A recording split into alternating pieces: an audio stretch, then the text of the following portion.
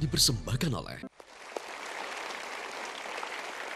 Baik, kita lanjutkan lagi. Judul program malam hari ini adalah Less is More. Dan ada dua lagi pertanyaan yang sudah kami rekam lewat tayangan yang sudah kami siapkan. Yang pertama adalah ini. Halo Pak Mario, salam super.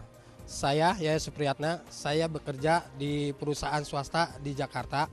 Saya punya pertanyaan, salah satu pertanyaan, bagaimana caranya kita merasa puas di dalam hidup kita, walaupun itu kecil bagi orang lain. Terima kasih Pak Mario, salam super. Super.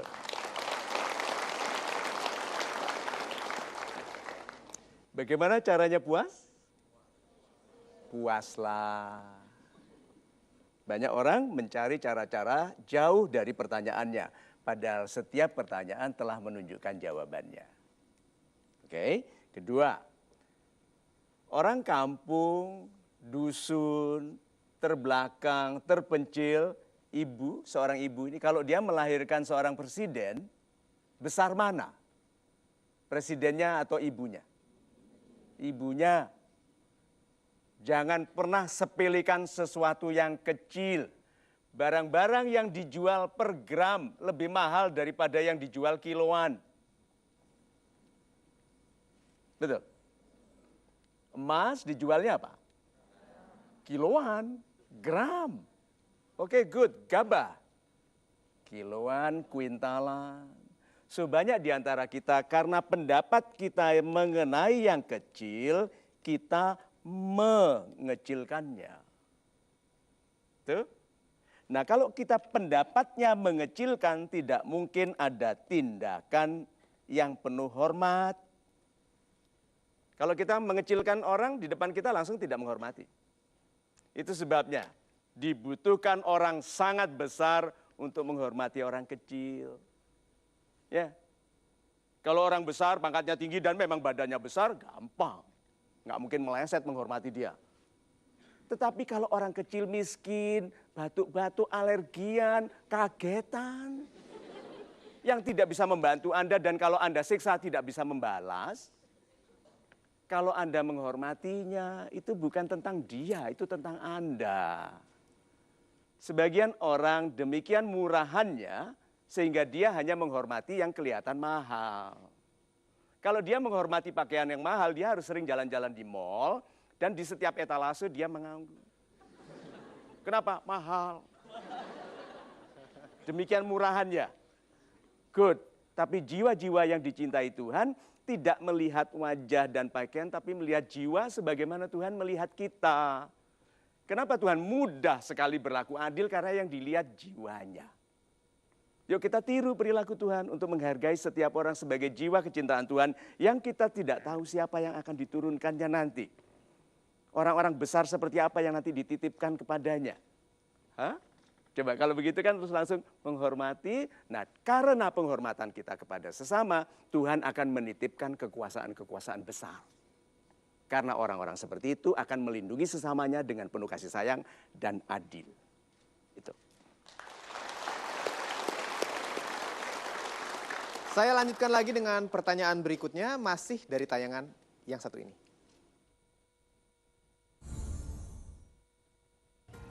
Halo Pak Mario, salam super. Saya Anissa, saya dari salah satu perguruan tinggi swasta di Jakarta. Saya ingin bertanya, apakah untuk menjadi seseorang yang lebih, kita juga harus memiliki sesuatu yang lebih dalam diri kita? Terima kasih Pak Mario, salam super. Super sekali. Apakah ini cuek itu begini ya menulisnya ya? Saya sudah lama nggak alay. Oh enggak, mau lebih alay begini.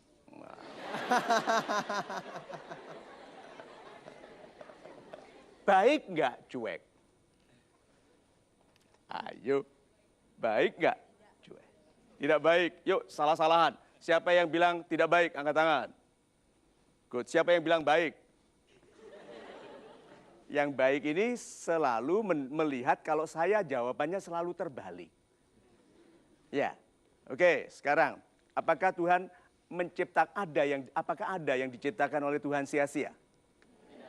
Nah, cuek itu ciptaan siapa? Ciptaan manusia. itu ciptaan Tuhan juga. Nah, cuek itu sia-sia nggak? Tergantung penggunaannya. Kalau Anda dihina orang, oke, Anda perhatikan, bisa tidur? Bisa tidur? Tidak. Tapi kalau Anda cuek atau setidaknya ikhlas. Kalau Anda jelek, memang. Ayo. Yang membuat orang jelek tidak bisa tidur karena waktu dihina jelek dia tidak ikhlas menerima.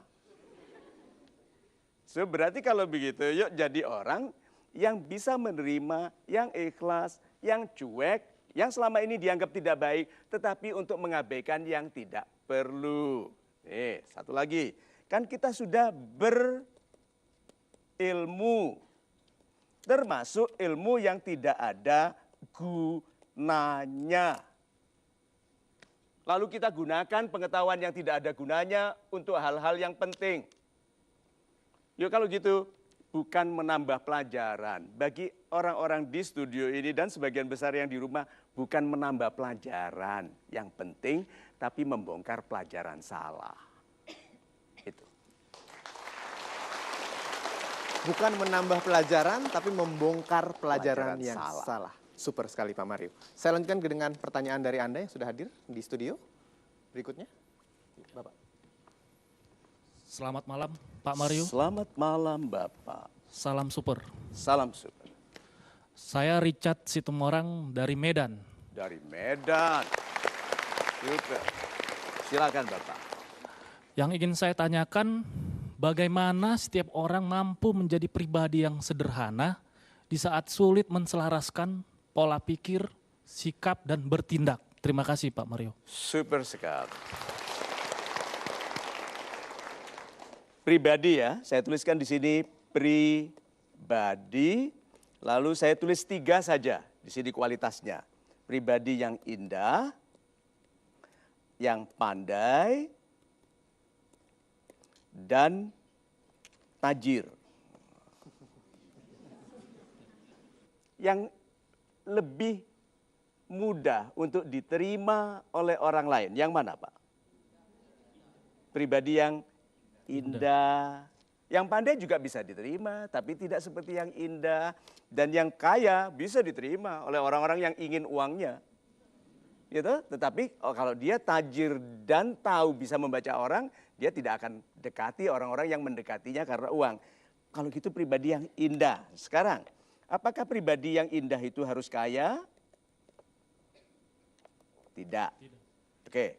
Apakah pribadi yang indah ini harus pandai? Tidak. Harus yang lain-lain? Tidak. Keindahan pribadi itu terlepas dari semua itu. Memang indah. Banyak orang mengatakan gini, nanti pribadiku indah kalau sudah kaya. Ada yang bilang begitu. Nanti pribadiku indah kalau sudah pandai. Bukan, keindahan pribadi itu dibangun seawal mungkin. Itu sebabnya ibu melarang anaknya memetik bunga. Dan mengatakan bunga itu kalau kamu petik hanya cantik untukmu dan sebentar.